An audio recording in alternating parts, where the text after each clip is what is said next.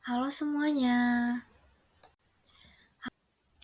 Jadi di sini aku sama teman-teman aku bakal ngejelasin materi tentang strategi mengajar. Nah, buat sekarang kita perkenalan dulu yuk sama teteh-teteh yang mau ngejelasin materinya.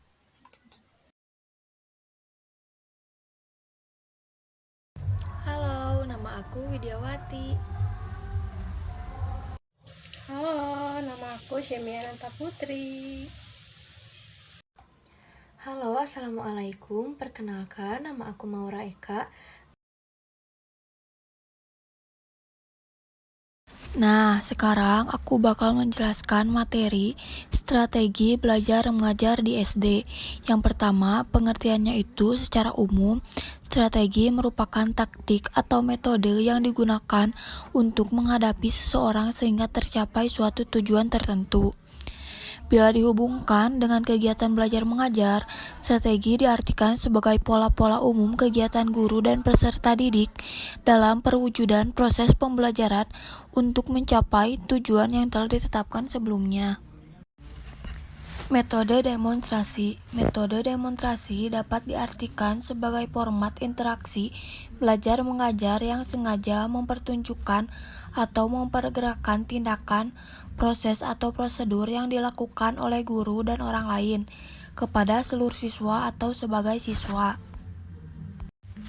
Metode eksperimen. Metode eksperimen atau percobaan adalah cara penyajian pelajaran di mana siswa melakukan percobaan dengan mengalami dan membuktikan sendiri sesuatu yang dipelajari.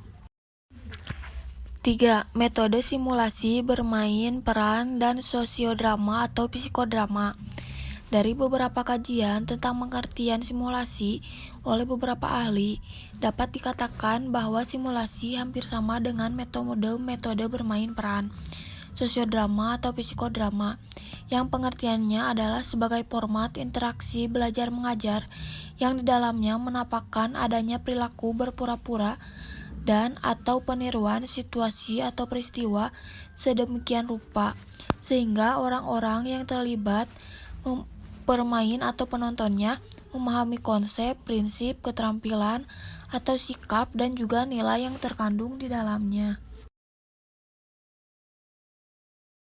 Metode karya wisata atau widya wisata. Metode karya wisata disebutkan sebagai format interaksi belajar mengajar yang memberikan kesempatan kepada siswa untuk mempelajari, melengkapi, dan memperdalam bahan pelajaran, dan mendapat pengalaman langsung atas objek-objek yang dipelajari di luar kelas pembelajaran. Contoh dari metode ini yaitu seperti study tour ke museum atau tempat-tempat bersejarah. Metode pengajaran unit.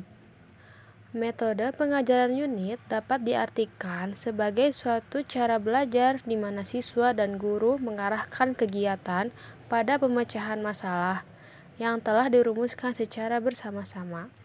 Metode pengajaran unit dalam kegiatan belajar mengajar pada dasarnya bertujuan untuk melatih siswa mengkaji dan memecahkan suatu permasalahan dari berbagai disiplin ilmu atau berbagai aspek, sehingga mereka memiliki pemikiran dan pemahaman yang komprehensif. Metode penemuan. Metode penemuan diartikan sebagai format kegiatan belajar mengajar di mana para siswa dimungkinkan menemukan sendiri informasi-informasi yang diperlukan untuk mencapai tujuan-tujuan pembelajaran. Tujuan dari metode penemuan pada dasarnya meningkatkan keterlibatan siswa secara aktif dalam pemerolehan informasi, mengarahkan siswa sebagai pelajar seumur hidup, mengurangi ketergantungan pada guru, serta melatih para siswa mengeksplorasi dan memanfaatkan lingkungan sebagai sumber informasi yang tidak habis-habisnya digali.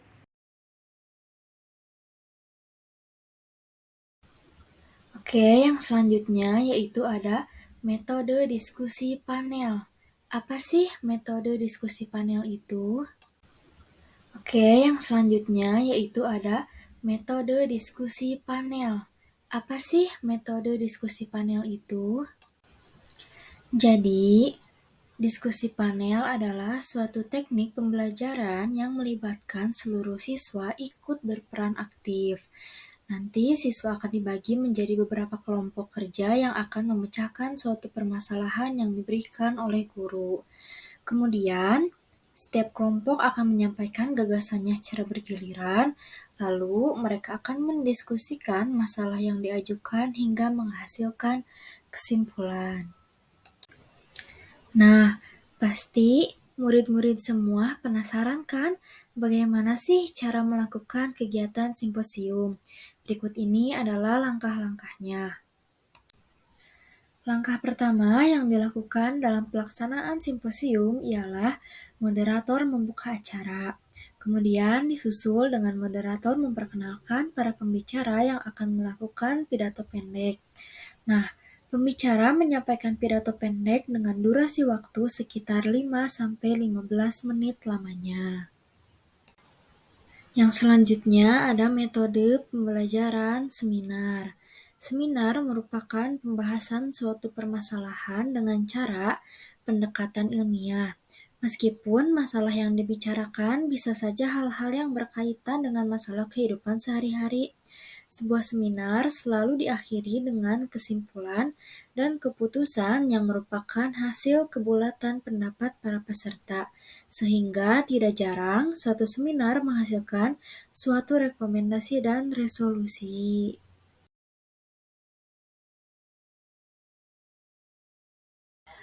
Nah, gimana teman-teman bisa dipahami materinya?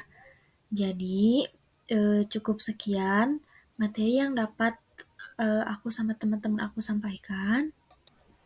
Mohon maaf bila ada kesalahan dan terima kasih buat teman-teman yang udah mau mendengarkan materi dari kita. Sampai jumpa teman-teman semua. Terima kasih.